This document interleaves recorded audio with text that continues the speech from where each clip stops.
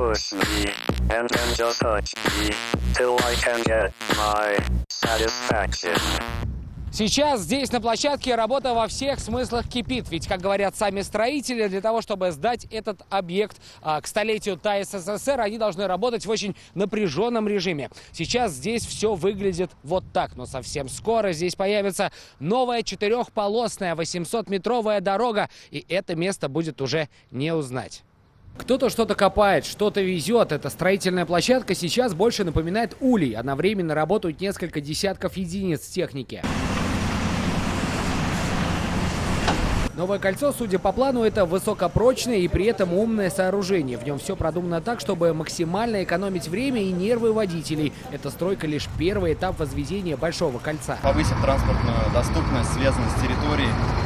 Заторовые ситуации позволят решить не только на улице Тульской, но и на других прилегающих улицах. Эта дорожная перемычка протяженностью 2 километра должна соединить проспект Победы и улицу Баки-Урманче с магистральной. Так промышленную зону и жилые дома свяжет кратчайший путь. Еще до начала работ здесь на площадке было очень много сделано. Была расчищена территория, были вырваны деревья, их прямо сейчас вывозят. И примечательно то, что в непосредственной близости от будущей большой дороги находятся вот такие вот дачные участки, и там живут люди. Несколько домов стояли как раз на месте будущей дороги. С большинством собственников власти города нашли общий язык.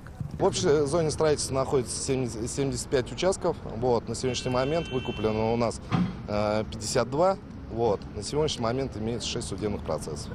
Когда оценщики составили акт, мы посмотрели рыночные цены даже на Авито, которые выставлены вокруг Борисского, Мирного, здесь близлежащих, Калиновки, там везде цены спокойно можно покупать на эти деньги домой.